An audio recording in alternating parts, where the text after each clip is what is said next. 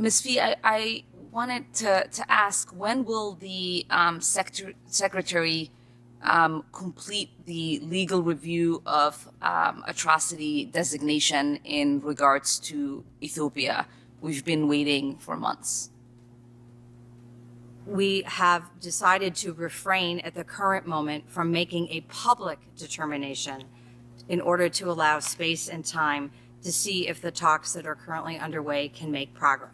Did you catch that? You think you are tuning in to see a congresswoman hold the State Department accountable, but what you are actually watching is the difference between performing for Twitter and actually doing the job Ilhan Omar tried to pin Assistant Secretary Molly Fee to the wall on Africa relations, hunting for a gotcha moment, but instead of folding, Molly Fee delivered a masterclass in why adults need to be in charge of foreign policy. Stick around, because we are breaking down the full clip.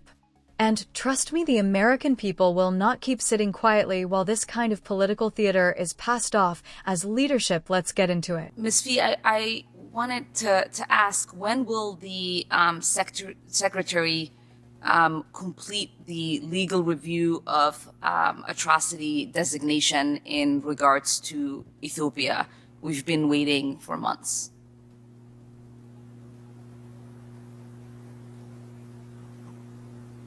As I have discussed here today, our primary focus has been on trying to engage diplomatically in the many ways that are available to us to reach an end to the conflict, which would obviously result in an immediate end of the atrocities.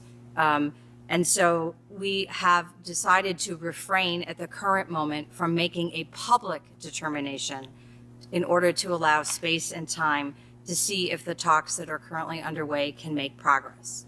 But I want you to know that we have undergone an active and dynamic determination process. It's ongoing as we continue to assess emerging reports of human rights violations and abuses, and we remain committed to seeing what we can do to address the current elements that have caused all of us such concern. Mm-hmm. We have also engaged Facebook and Twitter. I've spoken here today to ask the diaspora to consider how it discusses the situation. And we are quite concerned as well by hate speech by the government and other elites in Ethiopia. And I think we need to call on everyone to do better to address that situation. Thank you. There's also increasing reports that the United Arab Emirates, Turkey, China, Iran are arming the Ethiopian government with drones and other weapons. Isn't it time to be pushing for an arms embargo? And in the meantime, shouldn't we be pushing our allies to stop arming Abiy's government? Absolutely. The issue of arms supplies to Ethiopia is a component of our diplomacy with regional and international allies. And the issue of an arms embargo is one of the many elements of the discussion taking place in New York in the Security Council.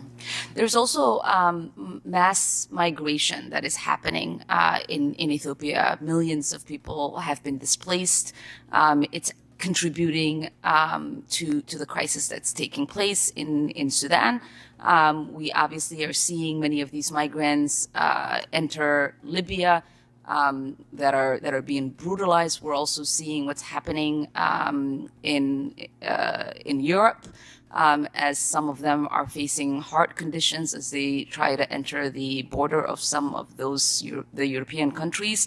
What is the U.S. involvement in trying to mitigate this situation and provide humanitarian assistance? The subject of Ethiopia has been a subject of immense focus and concern since the Biden-Harris administration took office. In the early months of the administration, they appointed Jeff Feltman as envoy. We continue to be active in Addis with other parties to the conflict who we can reach outside of Addis. As I mentioned before, we're working with the African Union. We're trying to support President Obasanjo. We're working with Kenya and other influential partners in Africa. We're working in the Security Council, at the Human Rights Council. We work with our like-minded partners in Europe. There is a real sustained effort to try and arrest this conflict because of the devastating consequences that you've just described in your intervention. And I hope those efforts are being handled with the urgency that it deserves. I believe Ethiopia is too big to fail, and it's the possibility of it destabilizing the whole region just breaks my heart. Speaking of the East African region, we know that Somalia has failed to have elections for over a year now. That conflict is happening. What is the U.S. position on trying to pressure the Somali government to engage in a process that allows for proper elections to take place? So we agree with you absolutely that the elections are critical, first to complete the parliamentary elections so that the stage is set to move to the presidential elections. That is a component of our engagement with the government, all parties in Somalia, and with all the many regional and international actors who are also active in Somalia, so that there's a unified message. We're also looking now, as you know, the AMISOM mandate is about to expire, and we're looking at how that mandate can be reconfigured to support both the political process and the fight against al-Shabaab. There is no neglect of that situation. It remains tough to convince the parties to move in the right direction. There has been some progress in the parliamentary elections, but there needs to be more, and it needs to be done more quickly to help Somalia get on a path to self-sufficiency.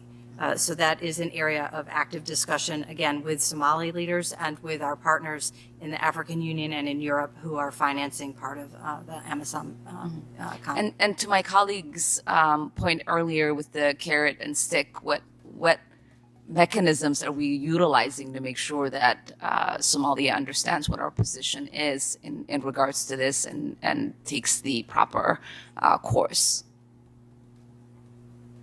I think one of the lessons that we learned from Afghanistan, that I personally learned and that Secretary Blinken learned, doing more of the same is not necessarily sufficient. So there's a real effort to make clear to the Somalis that they cannot depend indefinitely on international assistance and that they need to play a role in leading and managing their own country. So that is a spirit that is infusing our approach to Somalia. All right, take a breath, because there is a lot to unpack here, but the headline is simple. One person in that room wants headlines, and the other wants peace. Watch how Ilhan Omar comes out of the gate obsessed with the atrocity designation, pushing for timelines, demanding answers and showing impatience, while Molly Fee refuses to take the bait, calmly explaining the State Department is deliberately holding back public determinations to preserve negotiations, which is what real diplomacy looks like. Ilhan Omar wants a label she can tweet, while Molly Fee wants the fighting to stop. She is playing chess while Ilhan Omar is playing checkers. Then comes the arms embargo, where Ilhan Omar lists countries and demands immediate pressure and confrontation, but Molly Fee stays. Professional explains arms supplies are already part of diplomacy and shuts it down without emotion, refusing to turn foreign policy into a soundbite. And the real moment comes with Somalia, when Ilhan Omar wants the United States to step in again, and Molly Fee politely but firmly brings up Afghanistan, makes it clear the lesson has been learned, and says Somali leaders must lead without relying forever on international help, cutting through the hypocrisy of wanting America to police the world and then attacking it for doing so. Molly Fee dismantles the narrative of inaction with facts, strategy, and reality, and the American people are done with hearings used for personal branding. We want results, not rhetoric. And in this clip, Molly Fee delivered results while Ilhan Omar delivered noise. Let me know what you think in the comments. Was Molly Fee too soft, or was she the adult in the room? Like and subscribe.